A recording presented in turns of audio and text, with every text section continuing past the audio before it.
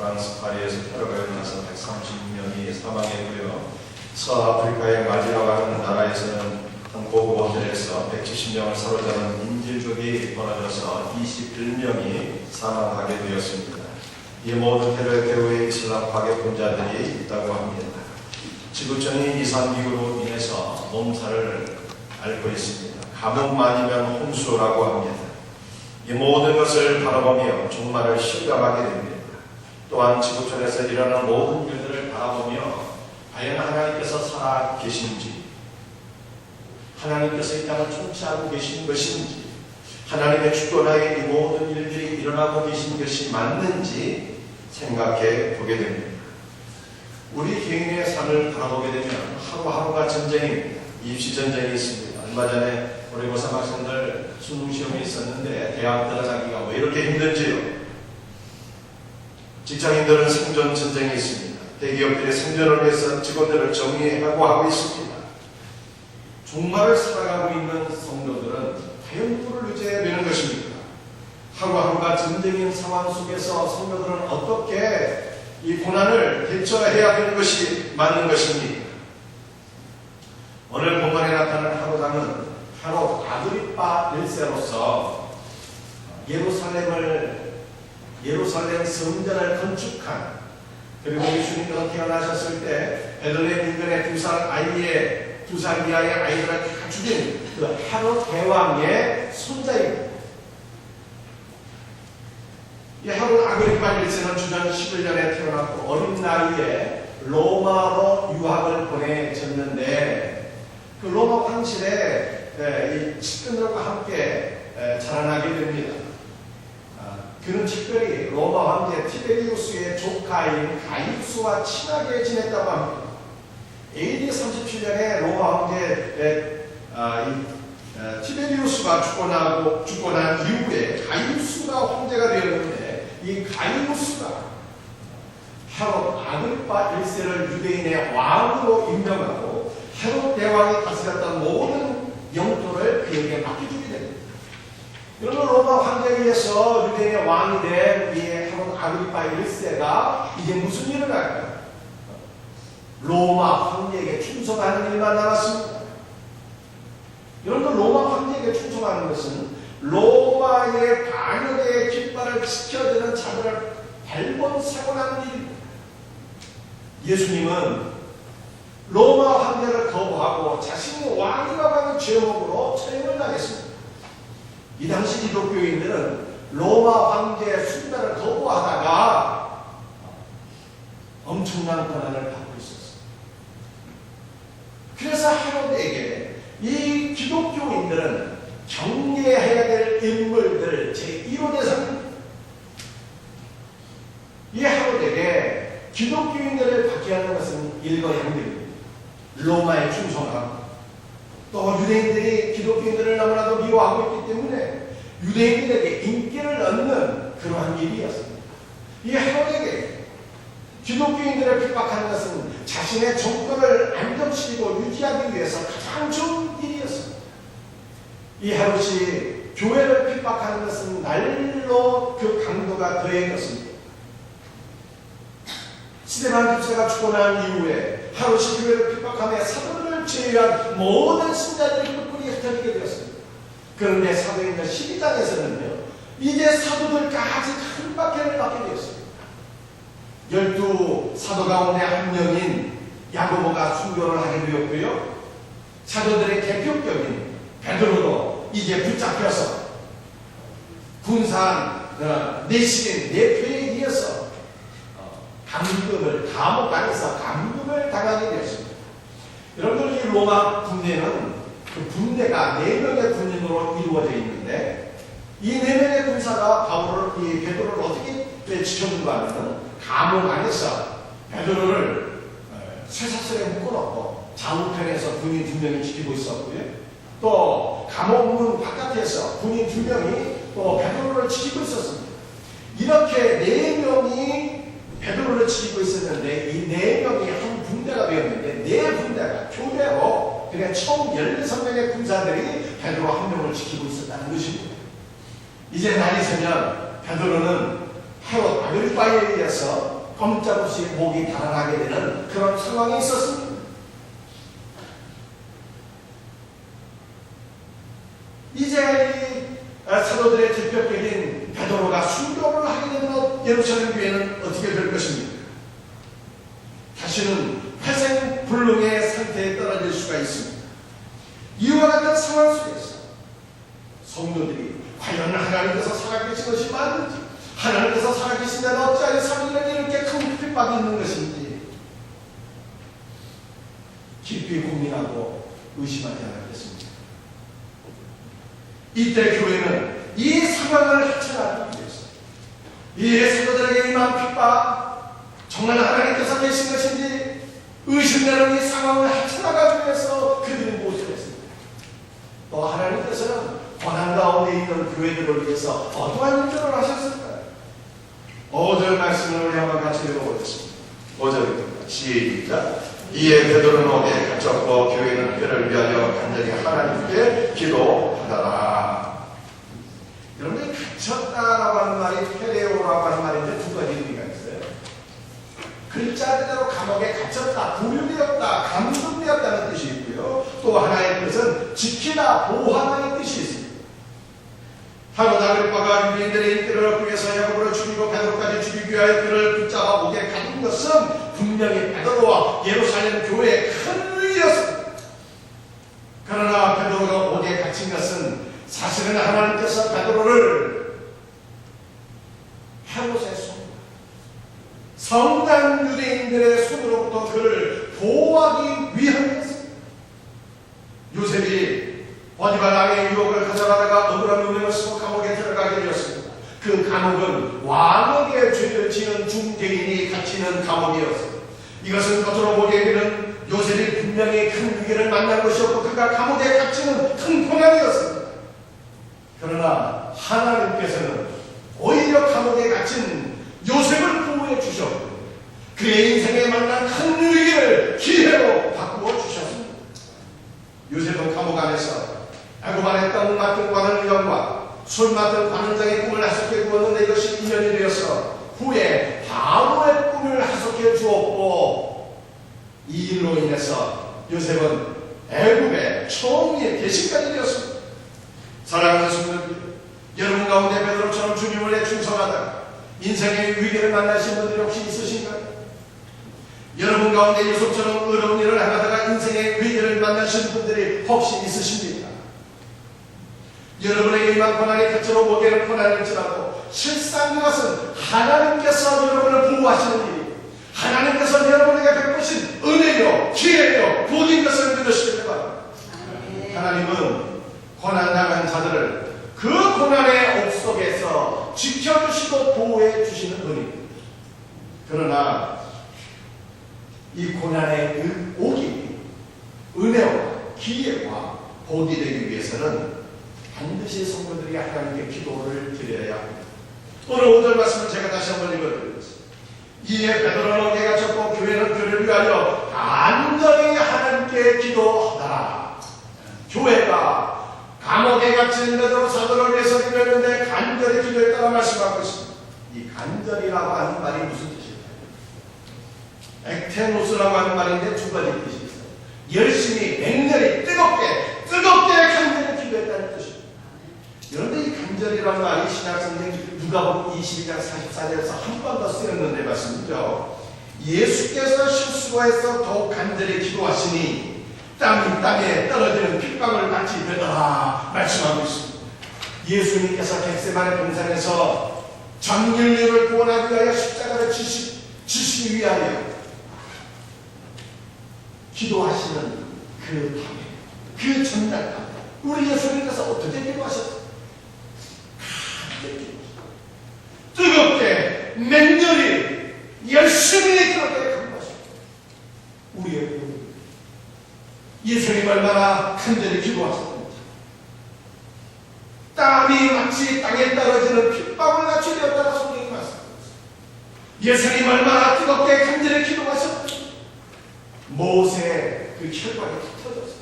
실핏줄이 다 터져서 얼굴에서 땀이 쏟아지는데 그 땀이 땀과 함께 쥐범벅이 되어서 땅에 쏟아지게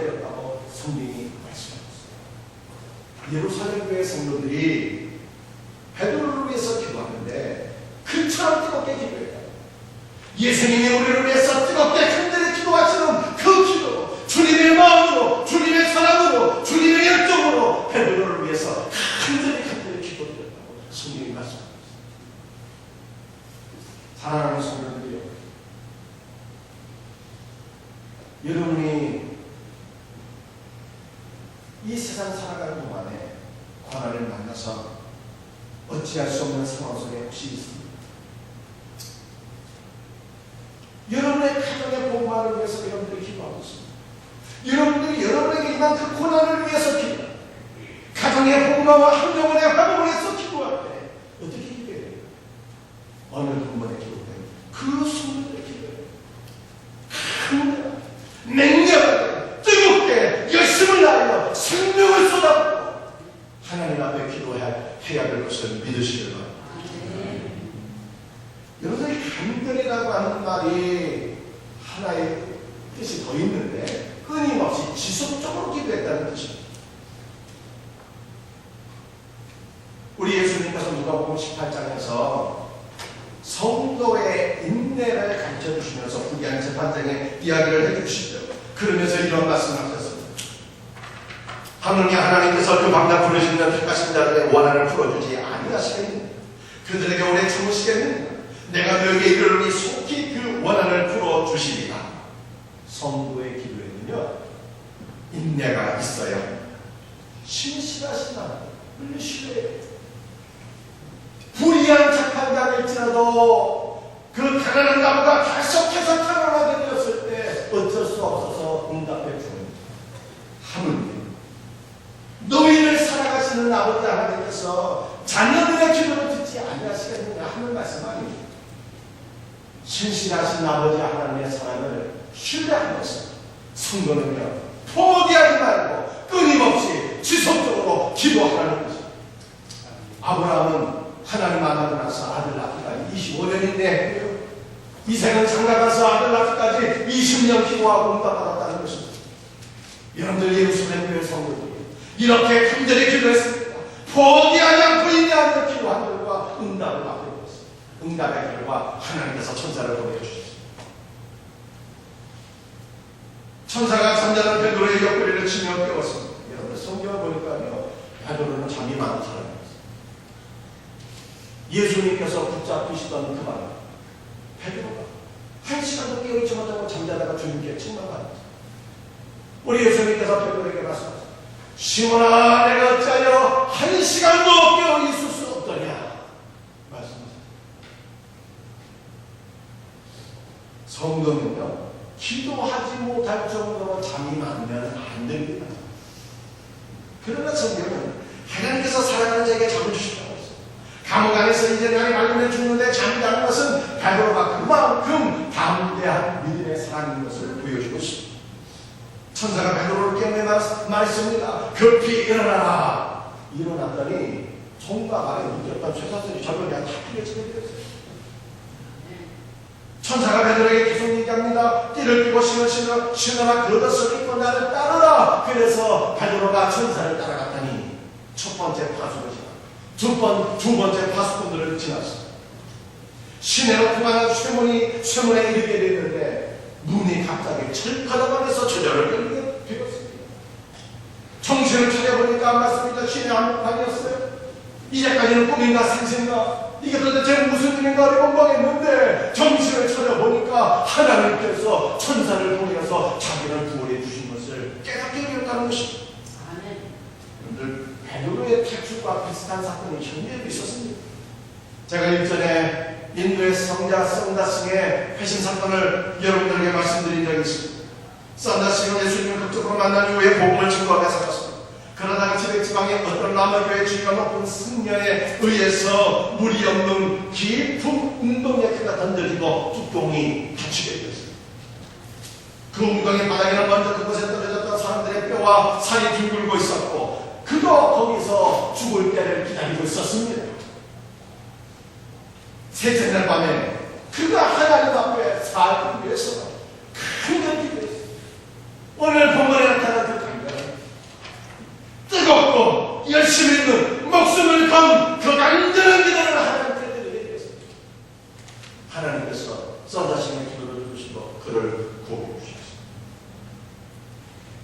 그때 누군가가 바깥에서 웅덩이의 뚜껑을 열고서 아래로 늘어뜨린 밧줄을 잡으라고 말했습니다. 썬다슨이 손을 다쳤기 때문에 밧줄을 붙잡을 수가 없었어요. 가만히 보니까 밧줄도 좀 고리가 되어 있었습니다. 그래서 오른발을 그 고리에다가 넣으면 위로 끌어올려서 그가 살려줬어요. 두뇌 전부가 나를 살려줍니다. 좋은 차도를 샅샅이 둘러보고 아무도 없는 거예요. 다음 날 그는 다시금 도시로 나갔어요. 하나님의 말씀을 증거하다가 그 라마의 성령에서 또다시 붙잡혀오게 되었습니다. 라마의 승려가 썬다를 심어하면서 물어봤습니다. 너 도대체 그 운동에서 어떻게 살아남을 수 있었느냐? 누군가 너를 도와줄 것이 틀림없으니 그 사람이 누군지 이실 짓고 하도록 해라.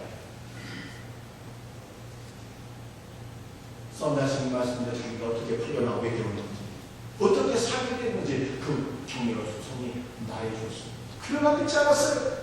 아니다. 누군가 너를 도와줄 것이 분명해. 누군가가 열쇠를 갖다가 웅덩이에 문을 열고 너를 살립니다. 그런데 그 열쇠를 조사해 보니까 그 열쇠는 말이죠. 라마슨 스님이요. 그의 옷 속에 붙어 있었다는 거예요. 누가 썬다스가 살리고 있어요? 하나님께서 썬다스의 그 간단한 기도를 들으시고 응답해 주십니다. 사랑하는 성도들이요, 우리 성도들은 어떻게 하나님께 기도해야 되는 것입니까? 오늘 본문에 기록된 간단한 기도, 포기함이 없는 기도를 드려야 돼요. 이런 걸 기도에 대한 두 가지 견해가 있습니다. 첫 번째 견해는 뭐냐고요? 하나님 모두가 다 아신다는 거예요. 존귀하신 하나님께서 우리의 모든 형편을 세세히 다 알고 계신데, 그리고 그 하나님께서 우리를 사랑하시니 우리의 모든 문제를 다 해결해 주실 터인데 굳이 기도할 필요가 있겠느냐 하는 생각. 기도에 관한 두 번째 생각을 했습니다. 하나님은 부르짖는 기도, 간청하는 기도, 뜨거운 기도를 좋아하신다는 거예요. 이런 게 용납해 주신다는 것입니다. 어떤 생각이 맞을까요? 여러분들 첫 번째 생각은요, 이 기도의 기초도 모르는 사람에게 영적인 인문 첫 번째 발작도 내딛지 못한 사람의 일입니다. 여러분들 두 번째 생각은 어떨까요?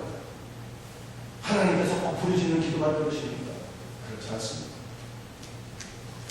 여러분들 하나님은 우리 아버지, 우리는 하나님의 아들 아닙니까? 딸 아닙니까? 자녀의 본자를 갖고 우리가 기도하는 모든 것들을 하나님께서 다 들으십니다. 해주시는 거예요. 하나님은 심지어 우리 성도들의 신음소리도 들으시는 하나님이십니다. 그런데 우리 성도들이 고난의 운동에 떨어지게 되면 그때 우리의 기도는 어떤 기도가 나오거든요. 그때 우리의 기도는요, 한전에 줄 수밖에 없는 것입니다. 오늘 본문에 기록된 그 기도가 나오는 거예요. 뜨거운 기도, 맹렬한 기도, 열심 있는 기도, 목숨을 건 간절한 기도를 드리게 됩니다.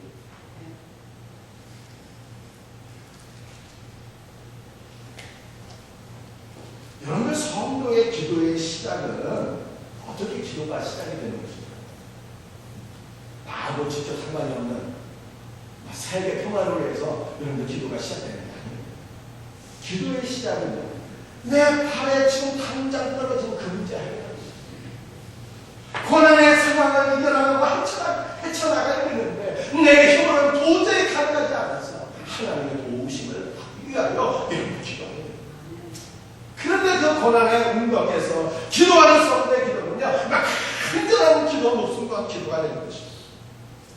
그런데 성도는 이렇게 간절하게 기도하다가 하나님을 만나게 되고요, 하나님의 마음을 알게 됩니다. 여러분의 구약 성경은 하나에게 큰 마음에 어떤 것을 보고 있었습니다. 부류의 모습이 있었습니다. 처음 본인의 아들을 쑥쑥 잘났는데 맞습니까? 본부인 하나는 아들은 사냥감이 없었어요. 첩이 분이나 이 첩이 분이나가 본부인 사라를 조롱했습니다. 밀수했습니다. 구박했습니다. 본부인 사라의 마음에 큰 고통을 쓰고 있었어요. 이 고통 가서 범을 어찌할 길이 없어서 한나가 하나님 앞에 나가서 기도했어. 통곡하며 울부짖으며 기도했어. 그런데 기도하다가 자신의 문제 때문에 기도하다가 누구의 마음을 알게 됐어요? 하나님의 마음을 알게 됐어요. 여러분의 엘리 제사장 시대의 사회가 어떤 사회였어요? 영적인 불임 상태에 있었어요. 하나님의 말씀이 없었어요. 하나님의 말씀을 듣지 못했어요. 하나님을 알지 못했어요.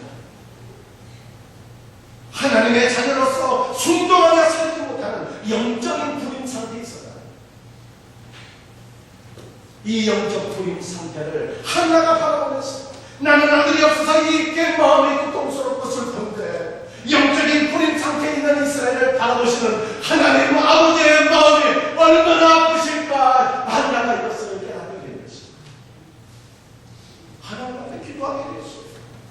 소원을 드리게 되었습니다. 만군의 여호와여, 만일 주의 여정의 고통을 열보시고 나를 기억하사 주의 여정을 잊지 아니하시고 주의 여정에게 아들을 주시면 내가 평생에 그를 여호와께 드리고 삭도를 그의 머리에 끼지 아니하리라. 이 땅 가운데 진정한 하나님의 백성을 찾아볼 길이 없었어. 하나님께서 나에게 아들을 주신다면 내가 나의 아들을 하나님의 아들로 바치겠습니다. 하나님의 아들로 키우겠습니다. 소원을 했다. 여러분, 우리가 기도하는데 처음 기도는요 뭐 위대한 기도 제목이 아니라는 것입니다. 하나에게 내 발등에 떨어진 문제를 놓고 기도하는데 사실 아까 벌떡해서 보면 우리 모두의 삶의 고난이라는 것이 거의 대성소리 양반 아니겠습니까? 여러분, 우리의 삶의 고난은 어떤 것들입니까? 많은 분들이 자녀들 때문에 아파하고 있습니다.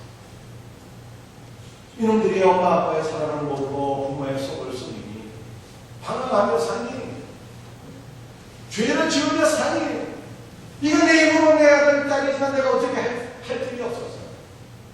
우리가 하나님 앞에 기도하는 거예요. 자식의 죄의 문제 때문에 하나님 앞에 기도하다가 뭘 해결하게 될까요? 내 죄를 하나님 앞에 깨닫게 됩니다. 내 죄를 위해서 우리 예수님께서 십자가의 피를 흘려 돌아가신 십자가의 은혜를 경험합니다.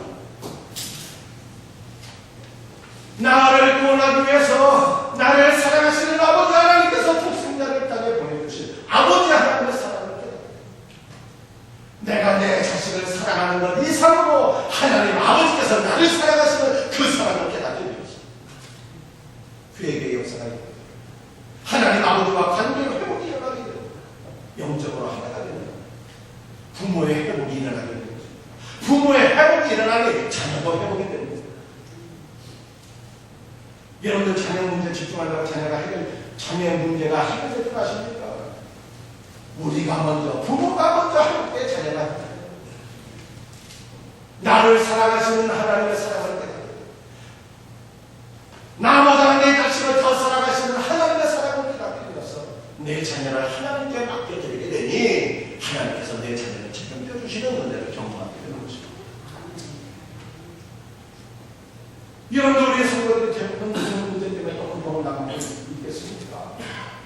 더 경제적인 문제 아니겠어요? 때로는 경제적인 문제 때문에 하나님 앞에 이 문제를 놓고 기도합니다. 하나님, 나를 도와주세요. 나를 살려주세요. 그러다가 공급자 되시는 하나님의 은혜를 경험하게 되는 것입니다. 그러나 돈 문제로 기도하다가 하나님께서 어떤 은혜를 주시는지 아십니까? 내 영혼의 돈 문제가 아니라 내 영혼의 벌거벗은 모습을 깨닫게 하시고 내 영혼이 비참하고 가련하고 빈궁한 모습에 떨어져 있는 것을 바라보게 하시고 내 삶에 진짜로 필요한 것이 돈이 아니라 하나님의 은혜인 것을 깨달아 알게 하시고 하나님의 은혜를 강구하고 하나님의 은혜를 맛보게 하시는 것이 하나님의 은혜입니다.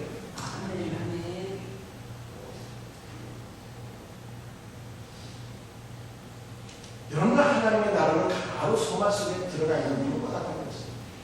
처음에는 약한데 확 터져버립니다.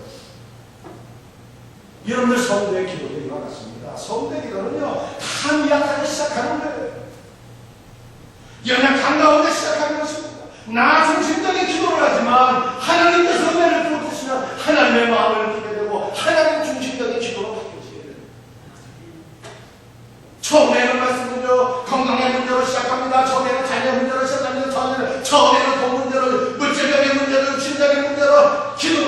되지만 하나님께서 은혜를 부어주시면 우리의 기도가 영적인 문제가 되는 거예요. 영적인 은혜가 부어지는 기도가 되는 것입니다. 사랑하는 성도들, 여러분의 삶의 문제가 무엇입니까? 그 문제를 놓고 하나님께 기도하시고 간절한 마음으로 뜨겁게 기도하시고 포기하지 말고 인내하며 기도하다가 응답받기로 주의 이름으로 축원합니다. 기도하면 응답의 역사가 있습니다. 우리 주님의 약속입니다. 요한복음 16장 14절 말씀. 지금까지 너희가 내 이름으로 아무것도 구하지 아니하였으니 구하라 그리하면 받으리니 너희의 기쁨이 충만하리라. 우리 주님 약속하셨습니다. 여러분들, 그러나 우리 하나님의 기도의 응답은요, 우리 사람이 생각하는 것과는 다릅니다. 이사야서 55장 그 8절 말씀, 내 생각이 너의 생각과 다르며 내 길은 너의 길과 다르니라 말씀하셨습니다. 여러분, 하나님의 응답은요, 응답이 없을 수도 있어요. 응답이 없는 게 응답입니다. 야고보의 순교가 그렇습니다. 야고보가 잡히게 되었을 때 성도들이 기도했으나 여러분들 그가 어떻게 되었어요? 순교했습니다. 이것은 겉으로 볼 때는 예루살렘 교회 성도들의 기도가 응답받지 못한 것입니다. 그러나 이것은 하나님의 뜻이 이루어진 거예요. 사도 야고보는 주님께서 걸어가신 그 길을 걸어가므로 그가 그토록 소원했던 주님 곁에 앉는 것입니다. 여러분, 이것이 무슨 뜻일까요? 야고보와 요한이 그들이 살아가기 전에 예수님께 한 가지 청구했어요. 예수님, 주님께서 영광에 오실 때 우리 두 형제가 예수님의 좌우편에 앉게 해주세요. 그랬더니 예수님께서 이런 말씀하셨어요. 너희가 나의 받는 잔을 받을 수 있겠느냐? 너희가 나의 받는 세례를 받을 수 있겠느냐? 여러분, 예수님이 말씀하신 잔과 세례는 무엇입니까? 십자가의 죽음이었어요. 그랬더니 그 형제가 말씀드렸기 대답합니다. 야고보가 대답하기를 주여 내가 할 수 있겠나이다. 야고보는요, 자기가 그토록 수고를 했는데 제가 제일 먼저 수고하고 주님 좌우편에 앉게 된 것입니다. 여러분들, 이것은 예루살렘 교회 입장에서 보면 기도의 응답이 되지 않은 것일지라도 하나님의 뜻이 이루어진 것이고요. 이것은 사도 야고보에게 가장 좋은 응답이었다는 것입니다. 여러분들, 성도의 기도는요, 기도한 대로, 생각한 대로 응답이 오기도 합니다. 베드로가 천사의 도움으로 타락하게 된 것이 예루살렘 성도들의 기도가 기도한 대로 응답된 경우입니다.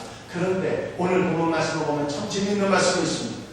베드로가 타락한 후에 마가의 집을 방문했습니다. 그 마가의 집이 어떤 집입니까? 예수님께서 지도자들과 함께 최후의 만찬을 드시던 그 집이었습니다. 여러분들, 마가의 집은 말씀이죠. 12명의 성도들이, 초대교회 성도들과 함께 그 120명의 성도들이 10일 동안 간절히 기도함으로 어우순절에 성령의 충만을 받던 그런 장소였어요. 이 마가의 집에 성도들이 모여서 베드로를 위해서 간절히 기도하고 있습니다. 그러다가 한 달 하나님의 응답을 받게 되었어요. 사랑하는 성도들, 여러분의 집이 오픈되어지기를 바랍니다. 여러분의 집이 기도하는 장소가 되기를 바랍니다. 여러분의 집이 예배의 장소가 되기를 바랍니다. 하나님의 은혜와 응답이 주어지는 가정들이 되기를 주의 이름으로 축원합니다.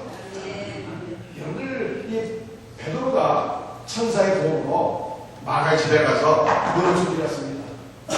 그랬더니 그 높은 듣고 그 집 안에 있던 로데라라는 여종이 나가보니까 베드로의 음성인 거예요.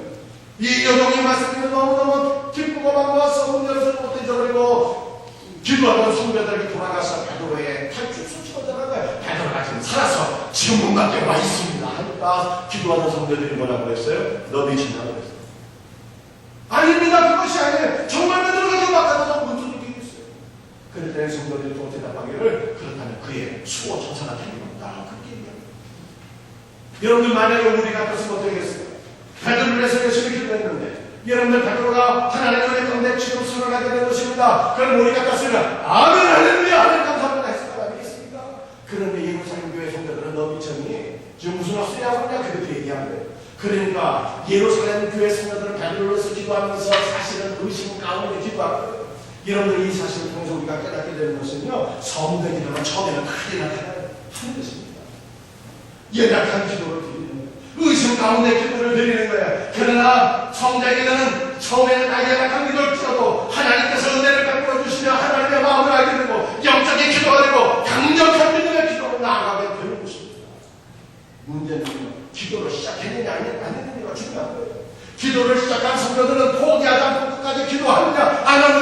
중요한 것입니다. 여러분 가운데 기도를 시작하신 못한 분들이 혹시 있으십니까? 연약해도 괜찮아요. 미약해도 괜찮습니다. 오늘부터 기도 생활을 결단하세요. 여러분 가운데 지금 기도 생활을 시작하신 분들이 있습니까? 포기하지 마세요. 끝까지 하나님께서 은혜와 응답을 주시는 그날까지 기도함으로 응답받기를 주의 이름으로 축원합니다. 여러분들 세 번째 기도에 응답이 있어요. 이 세 번째 기도의 응답은요, 인간의 생각하는 것 이상의 응답을 주시는 하나님입니다. 베드로가 천사의 도움으로 탈출하게 된 이후에 1년쯤 이후에 헤롯 아그리빠가 종말을 맞이하게 됩니다. 이 헤롯 왕이 와서 그 교회가 핍박하던 그 왕이 죽게 된 것은 예루살렘 교회 성도들의 기도의 응답을 뛰어넘는 사건이죠. 하나님은 때로는 기도의 응답을 뛰어넘는 사건을 주십니다. 여러분 오늘 본문에 나타난 우리 하나님은 어떤 분입니까? 뒤끝이 대단한 분이에요. 뒤끝 장면이란 말이죠. 초대교회 그 사도를 죽이고 난 이후에 베드로를 핍박한 이후에 1년쯤 후에 헤롯이 죽게 되었어요. 하나님께서 이렇게 말씀하십니다. 너 감히 내 종을 죽이고 교회를 이렇게 핍박하고 살아남기를 원했느냐? 하나님 말씀하십니다. 여러분들 절대로 하나님의 교회를 대적하는 일이 있어서는 안 되는 것입니다. 여러분 오늘 본 말씀 20절부터 24절까지의 내용 여러분들이 성경을 읽어서 이해하기가 쉽지 않은 말씀입니다. 제가 여러분들 간단하게 설명해드리니 잘 들어보시길 바랍니다. 두로와 사람들이 하롯에게 몹시 노여움을 사고 있었습니다. 그래서 두로와 사람들이 화해를 위해서 하롯에게로 찾아갔습니다. 그들은 하롯과의 화해를 위해서 왕의 내실수동인 블라스도를 회유해서 하롯과의 화해를 도모했습니다. 하롯이 말씀입니다. 한날을 정하여서 두로와 시돈 사람들과 화해할 것을 결단했어요. 여러분들 왜 두로와 시돈 사람들이 하롯과 그렇게 화해하기를 원했어요? 그것은 두로와 시돈이 하롯이 다스리는 땅에서 나오는 양식을 먹었기 때문이다. 성경이 그렇게 말씀하고 있어요. 아무쪼록 하롯이 두로와 시돈 사람들과 화해하고 결정된 그날은요, 8월 1일이었는데 그날은 로마 황제의 생일이었습니다. 황제의 안녕을 기원하는 축제를 벌이는 그 자리에 헤롯이 은실로 짠 옷을 입고 따뜻한 단상에 섰는데 지중해의 아침 햇살이 찬란하게 비치니까 헤롯이 입고 있던 그 은으로 짠 옷이 말씀이죠. 번쩍번쩍 빛나게 되었습니다. 헤롯이 일장연설을 하게 되는데 그 자리에 점령한 사람들, 고관 태적들, 그리고 두로와 시돈의 백성들이 그 사신들이 그 자리에 참석했습니다. 왕의 연설을 듣고 나서 아부소 방언을 하는데 아마도 두로와 시돈 사람들이 헤롯과 관계를 회복하기 위해서 애정 공세 아부소 방언을 헛게 되었습니다. 왕이시여 우리가 왕의 연설을 들어보니 이것은 사람의 연설이 아닙니다. 이것은 신의 연설입니다. 그런데 헤롯이 말씀입니다. 그 칭찬을 들으면서 하나님께 영광을 돌리지 아니하되 주의 세대가 쳤어 충에 먹혀 죽었다는 것입니다. 여러분들이 헤롯이 죽은 사건은요, 일반 역사에도 기록될 정도로 굉장히 중요한 사건이었어요. 그래서 역사가 요세푸스가 이 헤롯의 사건을 역사에 기록했습니다. 그런데 성경에 나왔지 않은 다른 재미있는 내용들이 있습니다. 제가 그 무슨 내용인지 한번 말씀드리겠습니다. 헤롯이 죽기 전에 자기 머리 위에 밧줄이 올빼미 한 마리가 앉아있는데 그 올빼미를 바라보면서 순간 마음에 섬찟한 생각이 스치고 지나간다. 왜냐하면 이 헤롯 아그리빠가 왕이 되기 이전에 로마 황제 티베리우스에 의해서 감옥에 들어간 일이 있게 됐는데 그 감옥 안에서 한 나무 위에 기대하고 있었는데 말씀이죠. 그 나무 위에 올빼미 한 마리가 앉아있는 것을 보게 되었습니다. 그런데 그 같은 감옥의 동료 한 명, 독일 사람이었는데 말씀이죠. 그 동료 한 명이 헤롯 아그리빠에게 한 예언을, 당신이 지금 저 나무 위에 앉아있는 올빼미를 보았습니까? 저 올빼미는 당신이 이제 곧 풀려날 겁니다. 당신에게 아주 큰 학문이 찾아오게 될 것을 상징하는 길줄입니다. 그러나 그러나 만약에 당신이 저 올빼미를 한 번 더 바라보게 된다면 당신은 닷새 안에 죽게 될 것입니다. 예언을 하게 되었습니다. 그런데 이 예언이 그대로 다 이루어지게 되었습니다. 그가 곧 풀려나서 유대인의 왕이 되었습니다. 그런데 그가 교회를 핍박하다가 하나님께 영광을 돌리지 아니하다가 그만 자기 몸에 있는 올빼미를 한 번 더 바라보게 됩니다. 그 올빼미를 바라보면서 그 예언이 떠올라서 마음이 섬찟하게 되었습니다. 이내 하롯의 배에 고통이 느껴지게 되었어요. 그 고통은 견딜 수 없는 극심한 고통으로 바뀌어지게 되었습니다. 하롯이 왕으로 돌아가서 닷새만을 죽게 되었습니다. 의사들이 연구했습니다. 하롯이 도대체 왜 죽었는지 연구를 해보니까 분석해보니까 말씀이죠. 그 당시 아시아 사람들은 암에서 해충들이 많이 있었는데 해충들이 단단한 공의 모양으로 뭉쳐서 헤롯의 장을 막아버려서 장폐쇄증으로 죽게 됐다는 것입니다. 이때 그의 나이가 54세, 왕이 된 지 7년째 되는 해였는데 하나님께 영광을 돌리지 않는다고 하나님의 심판을 받아서 죽게 됐다는 것입니다. 그런데 오늘 헤롯이 죽게 된 사건과 오늘 보면 24절의 말씀은 상당히 대비가 되어 있어요. 여러분들 24절 말씀 한번 같이 읽어보겠습니다. 24절입니다. 시작. 하나님의 말씀은 흥망하여 더한다. 여러분들 흥망하여 더한다고 하는 말씀이 무슨 말씀입니까? 하나님의 말씀이 점점 충만해서 온 땅에 간직하게 되었다는 것입니다. 여러분들 이 24절의 말씀은요, 이제 오늘 본문의 말씀을 정리하면서 12장의 말씀 전체를 머릿속으로 그려보면 12장의 초반부와 이 후반부의 말씀은 완전히 대비가 된다는 거예요. 헤롯 왕 아그리빠가 큰 권세로 교회를 핍박합니다. 교회가 위기에 빠지게 됩니다. 성도들이 순교하게 됩니다. 베드로가 죽음의 위기에 떨어지게 됩니다. 그러나 이 나중은 어떻게 됩니까? 헤롯은 심판을 받아요. 하나님의 말씀은 온 땅에 더욱더 날마다 충만하게 되어서 교회에 큰 공의 역사가 일어나는 것으로 마주치게 됩니다. 여러분들이 이 말씀을 통해서 성경을 말씀하고 온 땅을 통치하시는 진정한 주인이 누구냐 것입니다. 눈으로 볼 때는 하나님 같은데 사실은 하나님께서 온 땅을 통치하시는 만왕의 왕이 되신다는 것입니다. 그런데 하나님의 통치는요 어떻게 이루어진다고요? 미약한, 연약한 성도들의 기도를 통해서 이루어집니다. 간절히 기도하는 그 성도들의 기도를 그렇습니다. 비록 연약하지만 뜨겁게 간절한 마음으로 하나님을 신뢰하면서 끊임없이 기도하는 성도들의 기도를 통해서 하나님의 통치가 이 땅에 이루어진다고 하는 것입니다. 사랑하는 성도들이 어느 땅을 통치하시는 개인의 생사복과 민족의 엉망성쇠를 주관하시는 하나님의 통치를 신뢰하면서 간절히 기도합시다. 낙심하지 말고 인내하며 기도합시다. 그러므로 하나님의 은혜와 응답을 경험할 수 있는 우리 성도들이 다 될 수 있기를 예수님의 이름으로 축원합니다. 우리 다 같이 일어나셔서 함께 찬양하시겠습니다.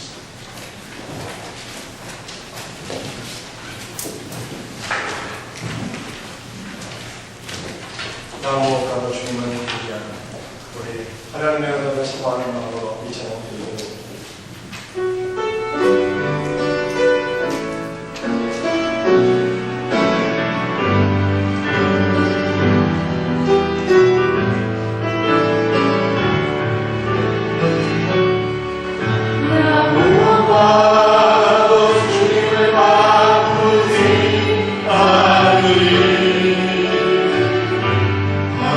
어떤 그래 좋아하시랴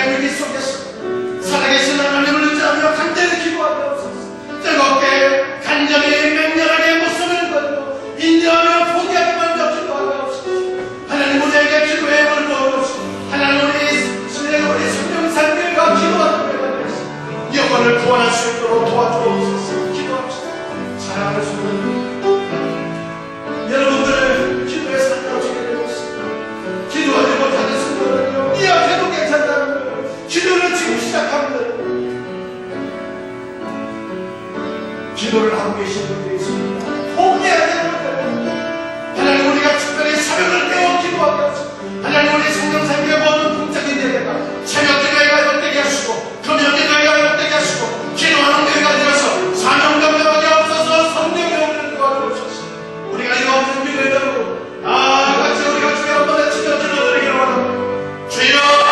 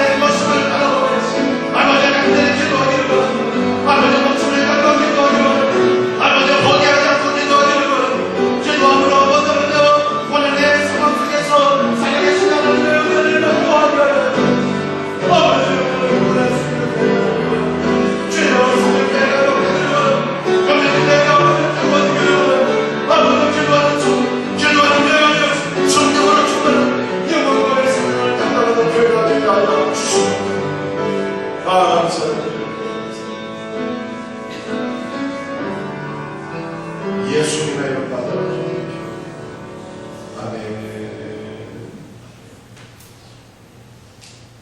하나님 아버지, 개인의 고난과 이 중반적인 지구촌의 모습을 바라는 것은 우리가 누구를 의지하며 살아야 될까요? 우리가 어떻게 살아야 되겠습니까? 만왕의 왕이신 하나님, 개인의 생사복과 민족의 영광성체를 주관하신 하나님만을 신뢰하며 의지하며 기도하는 성도가 되게 하시고 간절히 기도하게 하옵소서. 목숨을 걸고 기도하고 포기하지 않고 기도하고 우리 생명생활과 공적인 모든 기도회가 뜨거워질 수 있도록 주옵소서. 새벽기도의 부흥을 사모합니다. 금요기도의 부흥을 사모합니다. 성령께서 말씀하시고 부리짖어 기도하게 하시고 어떠한 응답이든 하나님께서 우리에게 최고의 응답을 줄 줄 믿고 하나님의 은혜를 신뢰하며 기도하며 응답받는 성도들이 되게 하여 주시옵소서.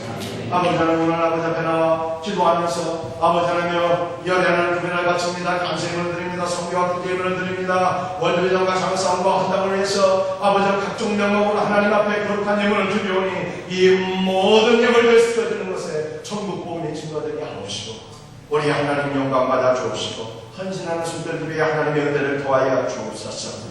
감사하고 예수님의 이름 받들어 간절히 기도드립니다. 아멘.